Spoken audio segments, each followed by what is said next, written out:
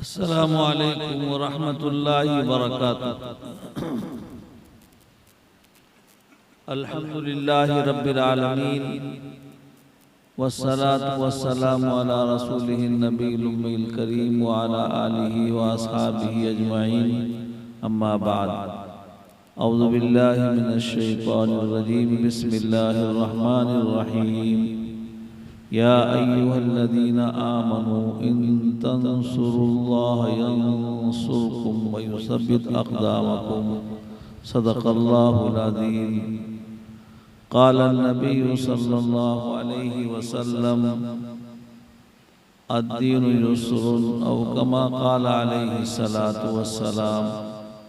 अल्लाहुम्मा सल्लि अला सय्यिदिना मुहम्मद व अला आलि सय्यिदिना मुहम्मद व बारिक वसल्लिम। मोहतरम हज़रात उलमाए किराम, शुअराए इज़ाम, मेहमान खुसूसी, सुबह जल्द तशरीफ़ ले जाने वाले हैं और वो थके हुए भी हैं। वो चाहते हैं कि मुझे मौका दे दिया जाए और आप लोग भी उन्हीं के लिए मुंतज़िर हैं। मेरे ख्याल में अगर दरमियान में और कोई आने वाले नहीं हैं तो उनको बुला लिया जाए। आज का ये जलसा जो है हल्दिया के अंदर बड़े तुज़्को एहतशाम के साथ मुनक़िद किया गया। हमारे अजीज़म जनाब मौलाना जावेद सल्लमाहु, उनके भाई अब्दुल्ला सल्लमाहु, जनाब अलहाज मौलवी अब्दुल गनी साहब के जितने दामाद नाती नवासे ये सब इसमें शरीक हैं। महल्ले वाले भी शरीक हैं। ये बरसों तक जो है मेरे साथ इनका उठना भी सुना रहा है और रसूलाबाद की मस्जिद में बरसों इमामत की। कई दफ़ा छोड़ छोड़ के चले आए, फिर मैं लेके वहीं उनको बैठा देता था और वहीं बैठे रहते थे। हज व ज़ियारत भी मेरे साथ किए हैं ये अल्हम्दुलिल्लाह। तो दुनिया ऐसी जगह है जहाँ हम आंखों से देखते हैं, क्या यकीनी बात है और इतनी यकीनी बात है जिसका कोई इनकार नहीं कर सकता। यहाँ जो भी आता है वो पाबा रिकाब रहता है, यानी किस वक्त जाना है उसको पता नहीं। आना भी अपनी मर्जी से नहीं, जाना भी अपनी मर्जी से नहीं। जब अल्लाह चाहते हैं दुनिया में लाते हैं और जब अल्लाह चाहते हैं दुनिया से ले जाते हैं। सामान 100 बरस का पल की खबर नहीं। ये है इस दुनिया की दास्तान। मेरे मोहतरम भाइयों, आज हम इन तमाम चीज़ों को जानते हुए भी हालात से दो चार हैं, परेशान हैं। और जिसको देख लो ईमान वालों को, मुसलमानों को, वो यही शिकवा शिकायत करते रहते हैं। माहौल जब परागंदा होगा, जुल्म ज़्यादती आम होगी और बेदीनी का माहौल होगा तो गंदे जगह में अच्छे आदमी को सुकून कहाँ मिलेगा। तो माहौल परागंदा होगा तो आदमी का जीना मुश्किल हो जाएगा, रहना तो दरकिनार। लेकिन इसके असबाब पर हम गौर नहीं करते कि हालात क्यों ऐसे बने हुए हैं। मेरे मोहतरम भाइयों, पर्दानशीन ख़वातीन इस्लाम, आका मोहम्मद मुस्तफ़ा सल्लल्लाहु अलैहि वसल्लम ने फरमाया, आमालुकुम उम्मालुकुम। तुम जैसे अमाल अल्लाह के दरबार में पेश करोगे, अगर तुम्हारी जिंदगी में नमाज है, तुम्हारी जिंदगी में रोजा है, तुम्हारे अखलाक अच्छे हैं, तुम्हारे किरदार बुलंदो बाला हैं, तुम्हारे मामलात साफ सुथरे हैं, तुम्हारा लेन देन हिसाब से है, तुम किसी से वादा करते हो तो उसको पूरा करते हो, कोई तुम्हारे पास अमानत रखता है तो खयानत नहीं करते, कुर्बान जाओ। आका मोहम्मद मुस्तफा सल्लल्लाहु अलैहि वसल्लम ने फरमाया कि मुसलमानों तुम 5 बातों का अहद कर लो और मुझको इससे मुतमईन कर दो, मैं तुम्हारे लिए जन्नत की जमानत लेता हूँ। जब बोलो सच बोलो। आजकल मोबाइल की दुनिया में झूठ हलवे की तरह खाते हैं। कहाँ खड़ा है ना बाजार में, होते हैं घर में, कहाँ जा रहे हो फलां जगह, जो चाहते हैं बोलते हैं बेचारे, और उसको झूठ समझते ही नहीं। जैसे झूठ हलवा है ऐसे गीबत भी हलवा है। इसके उसके पीठ पीछे बुराई बयान करते हैं। अल्लाह के नबी सल्लल्लाहु अलैहि वसल्लम ने फरमाया कि तुम अपनी जुबान की हिफाजत करो। एक तो जब बोलो सच बोलो, इसमें जुबान की हिफाजत है। गीबत से, झूठ से, चुगली से, हर चीज से जुबान की हिफाजत करो। और तुम्हारे पास कोई अमानत रखे तो खयानत मत करो। आजकल देख लो लड़ाई झगड़ा इसी में ज्यादा होता है। जमीन में, जायदाद में, घर के घर लुट गए, हजारों रुपया कोर्ट कचहरी में चला गया, लेकिन झगड़े नहीं खत्म हो रहे हैं हमारे। अगर कहा जाता है कि भाई ये झगड़ने की चीज नहीं है, ये चीजें आनी जानी वाली हैं, अपने ताल्लुकात खराब मत करो, एक दूसरे के दुख दर्द को बांटो, एक दूसरे की गमखारी करो, एक दूसरे के बीमारी में इयादत के लिए खड़े हो जाओ, और इस तरह के अपने अखलाक और किरदार को आला बनाओ। कहा जाता है तो आपे से बाहर हो जाते हैं, और क्या कहना, फिर कोर्ट कचहरी दौड़ते भागते रहते हैं, मसला हल नहीं होता। बरसों बाप का इंतकाल हो जाता है, बेटे का इंतकाल हो जाता है, पोता, कोर्ट कचहरी का रास्ता नापते रहते हैं। लेकिन दीन और इस्लाम, शरीयत, कुरान हदीस की रोशनी में बैठ के इत्मीनान और सुकून के साथ अपने मसाइल को हल करने के लिए तैयार नहीं। उसकी वजह क्या है? आका मोहम्मद मुस्तफा सल्लल्लाहु अलैहि वसल्लम पर कुर्बान जाओ। आका फरमाते हैं दीन आसान है, हर चीज के लिए रहबरी है। का जुबान की हिफाजत करो और अमानत में खयानत मत करो, और जिससे वादा करो उसको पूरा करो। बदअहदी का ऐसा दौर दौर है कि मत पूछो, ये भी झगड़े लड़ाई का सबब होता है। जुबान की हिफाजत करो, शर्मगाह की हिफाजत करो, हाथ को जुल्म ज़्यादा। कितना दीन, इतना उम्दा अखलाक को आदात लिए हुए है इस्लाम अपने अंदर। अगर इसको हम अपनाएं, जो लोगों ने अपनाया वो सरबलंद हुए, और अल्लाह ने उनके लिए जमीन को मुसख्खर कर दिया, लोगों के कुलूब उनके तरफ मायल कर दिया। इंसान तो इंसान अशरफुल मखलूकात है, दरिंदों को, चरिंदों को, परिंदों को उनके लिए मुसख्खर कर दिया। एक बादशाह के बेटे थे, और उनका मामला ऐसा हो गया कि बादशाह में दिल नहीं लगा उनका, सब कुछ छोड़ छाड़ के जंगल बयाबान छानने लगे और अल्लाह के करीब हो गए, अल्लाह वाले बन गए। तो बादशाह को लोगों ने आग दिलाया कि देखो तो तुम्हारा एक बेटा बावला हो गया है, ये क्या चिल्ले 4 महीने महलों घूमता रहता है, जब देख लो उलमा के साथ फिरता रहता है, बैठा रहता है, मदारिस में चक्कर काटता है, ये तो आपको बदनाम कर देगा। कहा बादशाह बुलाया, आदमी लगा के बुलाया उनको, यहाँ आओ, तुम मेरे लिए बदनामी का सबब बन रहे हो। कहा अगर ऐसा है तो मैं पूरा इलाका छोड़ के कहीं दूसरी जगह चला जाता हूँ, जहाँ आपका नाम और निशान भी ना है कि फलां का बेटा है, कोई नहीं जानेगा। कहा कि बेटे सल्तनत हुकूमत तुम्हारे हाथ में आने वाली है, तुम छोड़ के कहाँ जाओ। कहा कि मैं ऐसी सल्तनत और हुकूमत नहीं चाहता हूँ, मेरे पास तो अल्लाह ने ऐसी हुकूमत दी है जो बेजुबान जानवरों पर भी, इतना कहना था, एक परिंदा ऊपर बैठा था, उन्होंने परिंदे को आवाज दिया, परिंदा उड़ के आकर उनके हाथ में बैठ गया।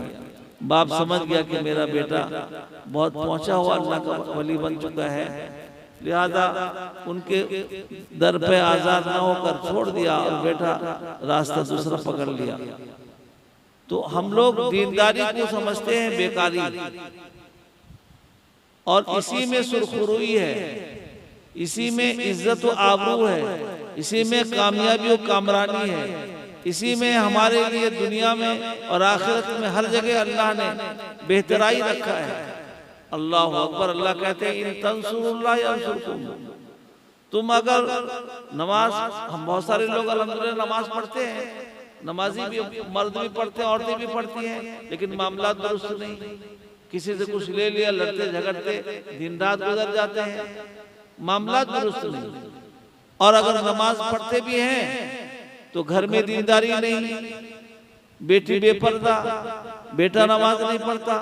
आका फरमाते मोहम्मद मुस्तफा सल्लल्लाहु अलैहि वसल्लम कि कुल्लुकुम राइन कुल्लुकुम मसऊलुन अन रइयतिही, हर जिम्मेदार अपने मातहत का मसूल होगा। अल्लाह पूछेंगे, बाप से पूछेंगे तुमको औलाद दिया, तुमने क्या सिखलाया। अल्लाह ये नहीं पूछेंगे तुमने क्या पहनाया, क्या खिलाया, कैसा मकान बना के दिया, वो तो अल्लाह रब्बुल आलमीन है, सब अल्लाह की जिम्मेदारी है। ये बाप सोचता है मैं मकान बना के दे रहा हूँ, ना, अल्लाह के तरफ से इंतजाम हो रहा है, जरिया ये बना हुआ है। अल्लाह अकबर। अल्लाह पूछेंगे कि तुमने कहां से खिलाया, कितनी जमीन दिया, ये नहीं पूछेंगे, बल्कि अल्लाह पूछेंगे कि तुमने जमीन जायदाद और मालो मनाल को सामने रख के कि माल का देने वाला कौन, जमीन का फर्श बना के बिछाने वाला कौन, और ये मकान और महल ये सब बनाने वाला कौन। यानी हम खालिक को मालिक का भी तारुफ कराया, रब्बे कायनात खालिक कायनात का भी तारुफ कराया, मेरा पहचान अपने औलाद को कराया था।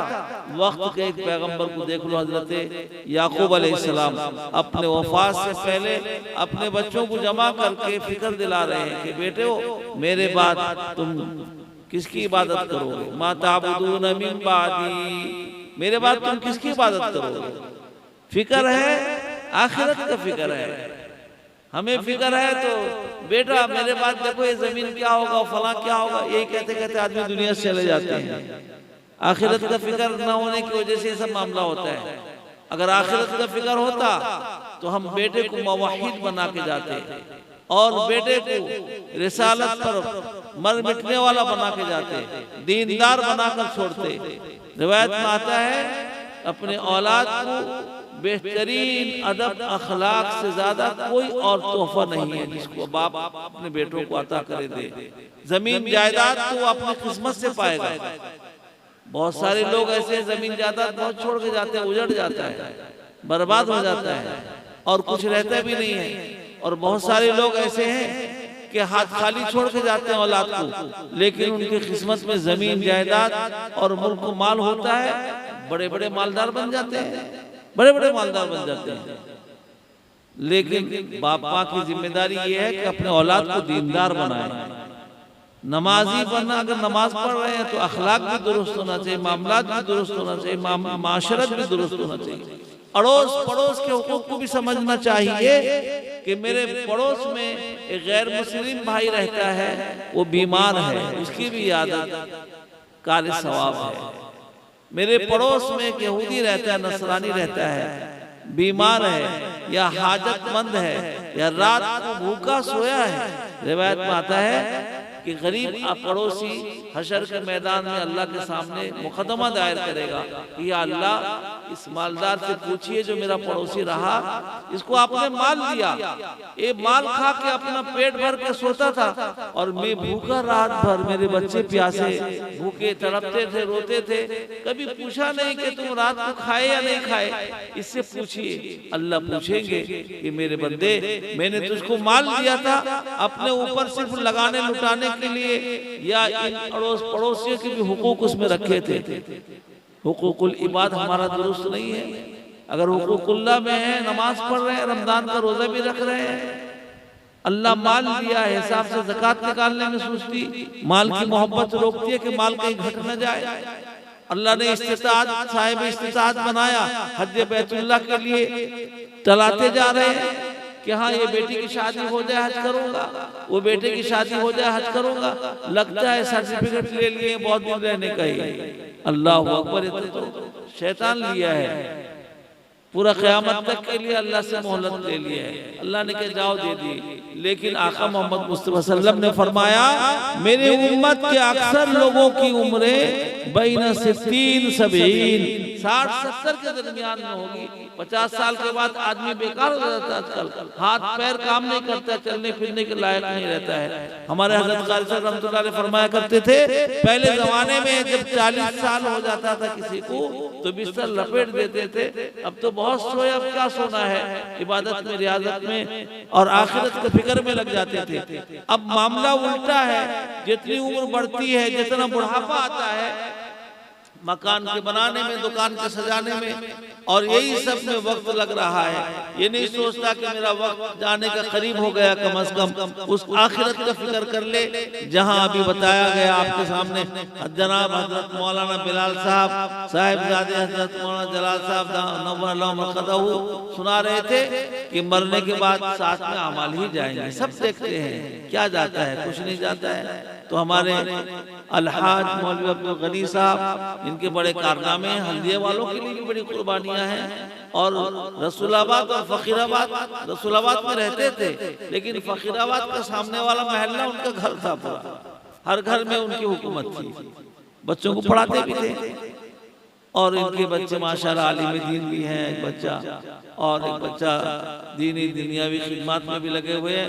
इन्होंने ईसाले सवाब का भी नियत कर लिया है। आम काम गुठली के दाम, दीनी मजलिस वैसी मक़सद की मजलिस होती है और दीन की एक एक बात इतनी कीमती होती है जिसका हम अंदाजा नहीं लगा सकते। आका मोहम्मद मुस्तफा सल्लल्लाहु अलैहि वसल्लम ने फरमाया एक सहाबी से कि सुनो, सुबह इस हालत में करो कि तुम कुरान पाक की एक आयत सीख लो, एक आयत को दुरुस्त कर लो। हम बरसों हो गए नमाज पढ़ते हैं, अलहम्दुलिल्लाह शरीफ सही पढ़ना नहीं आता है। मुफ्ती साहब और हाफिज साहब कारी साहब हमारे पड़ोसी में है, उनकी भी जिम्मेदारी है कि हमको सही इल्म पहुंचाएं। हमारी भी जिम्मेदारी है कि मोहताज बनकर उनके सामने जाए, अलहम्दुलिल्लाह शरीफ याद तो करा दो। अलहम्दुलिल्लाह शरीफ पढ़ना नहीं आता सही और दुरुस्त तरीके से। अल्लाह अकबर। आका फरमाते मोहम्मद मुस्तफ़ा सब कहो सल्लल्लाहु अलैहि वसल्लम, एक आयत कुरान सीख लो 100 रकात नफिल पढ़ने से बेहतर है। 100 रकात नफिल हम में से कोई पढ़ा है आज तक? इतना भी कोई पढ़ ले उससे बेहतर है। और फरमाया कि अगर ऐसा कर सको तो करो, सुबह सवेरे तुम एक दीन का मसला सीख लो। वजू में क्या फर्ज है, नमाज में क्या फर्ज है, एक मसला। 3 फराइज गुस्ल में एक फर्ज याद कर लिया, एक फर्ज याद किया कुल्ली करना। अगर रोजा नहीं है तो पानी हलक तक पहुंचाने में मुबालगा करना, एक फर्ज याद कर लिया, सिर्फ एक मसला सीख लिया। एक मसला 1000 रकात नफिल नमाज पढ़ने से बेहतर है। हमारे सामने बात नहीं है। दीन आसान है, अल्लाह के नबी सल्लल्लाहु अलैहि वसल्लम ने फरमाया। और दीन के जानने वाले हमारे आस पास में, अड़ोस पड़ोस में बूतबाश इख्तियार किए हुए अल्हम्दुलिल्लाह चारों तरफ है। लेकिन हमें फिक्र नहीं कि हम अपनी नमाज को दुरुस्त करें, अपने मामलात को दुरुस्त करें, इनसे दीन सीखें। अल्लाह कहते हैं कि अगर तुम चाहते हो कि मैं तुम्हारी मदद करूं तो याद रख लो तुम दीनदार बन जाओ। दीनदारी सिर्फ नमाज रोजे का नाम नहीं है, बल्कि अखलाक, मामलात, माशरत, दीन के तमाम शोबों पर अमल करने का नाम दीनदारी है। सिर्फ नमाज पढ़ लेकर हम दीनदार हो गए। एक दफा हज़रत आयशा रज़ियल्लाहु ताला उम्मुल मोमिनीन फरमाती हैं कि मैं घर के अंदर मौजूद थी, आका मोहम्मद मुस्तफ़ा सल्लल्लाहु अलैहि वसल्लम तशरीफ लाए, सलाम करके घर में दाखिल हुए। ऐसा लग रहा था कि कोई अहम मामला दरपेश है, बहुत फिक्रमंद नजर आए और कुछ बात किए बगैर वुजू करके बाहर चले गए मस्जिद के अंदर, मेंबर पर तशरीफ फरमा हो गए और सहाबा रज़ियल्लाहु अन्हुम चारों तरफ बैठ गए।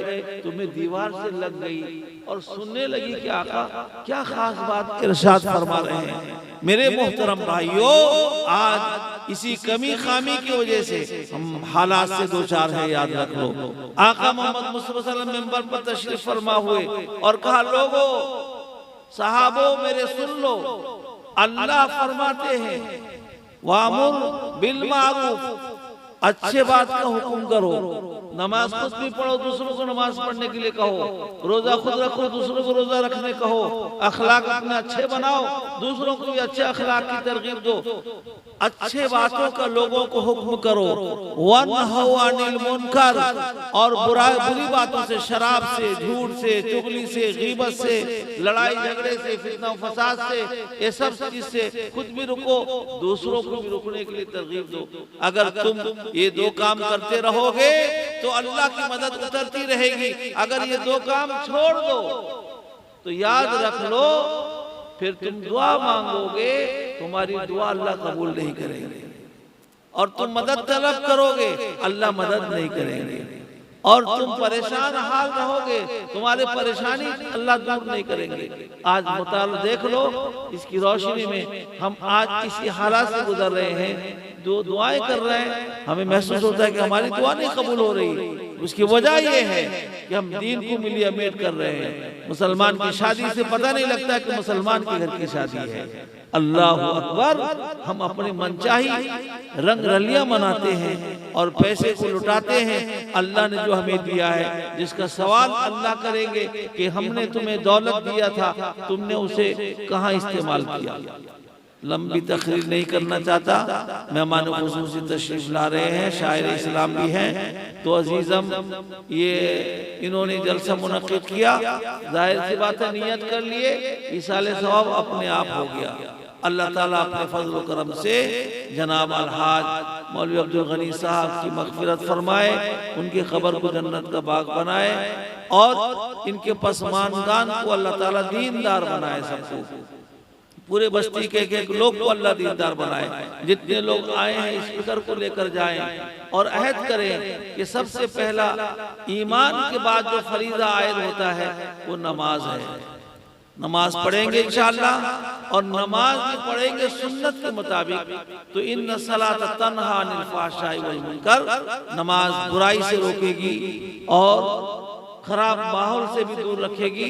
फिर आहिस्ता आहिस्ता दिन के तमाम शोबों को मालूम करके अहले इल्म उलमाए किराम से राब्ते में रह के अपनी जिंदगी के तरीके को बदलेंगे, अल्लाह की मदद करेगी। अल्लाह मुझे भी अमल की तौफीक दे, आपको भी अमल की तौफीक दे, दीन पर चलना आसान फरमाए, और इस इलाके के एक ईमान वाले के घर में खैर व बरकत का नुज़ूल फरमाए।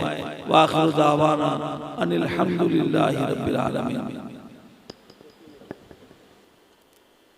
अल्लाह